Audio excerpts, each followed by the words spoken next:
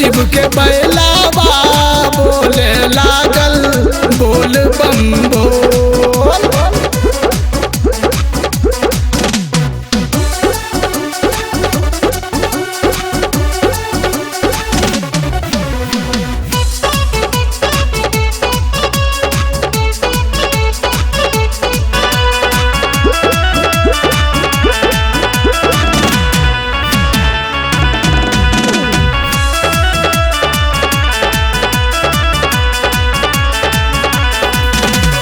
गिरि पर्वत कैलाश के ऊपर भूतवे पहरेदार हो।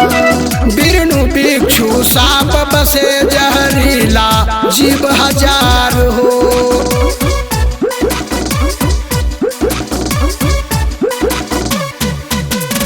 गिरि पर्वत कैलाश के ऊपर भूतवे पहरेदार हो।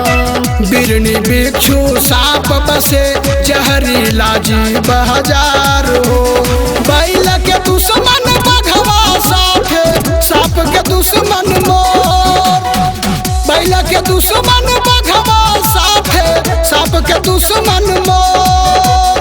केकरो से कोई लड़ना झगड़ता प्यार बड़ा अनमोल। गणपति मूषा बोले लागल बोल बम बोल।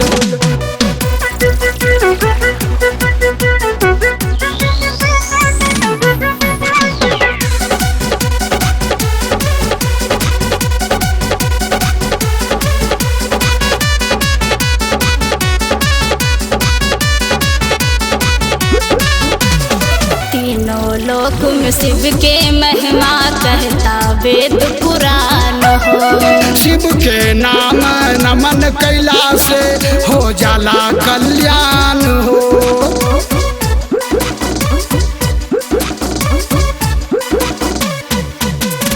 तीनों लोक में शिव के महिमा कहता वेद पुराण हो। शिव के नाम मनन कैला से हो जाला कल्याण हो। शिव के रंग में रंगल बा दुनिया भक्ति भजन में विभोर। शिव के रंग में रंगल बा दुनिया भक्ति भजन में विभोर। सावन पावन गंगा माता मारली हिलोर। केहू मन सा बाबा बोले लागल बोल बम बोल।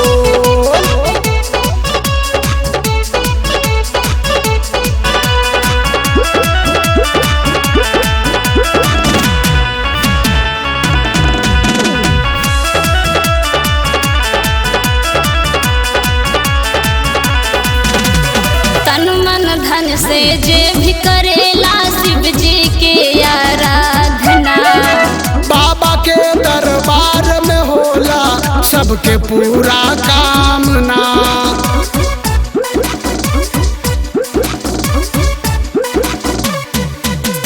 तन मन धन से जे भी करेला शिव जी के आराधना। शिव जी के दरबार में होला सबके पूरा कामना।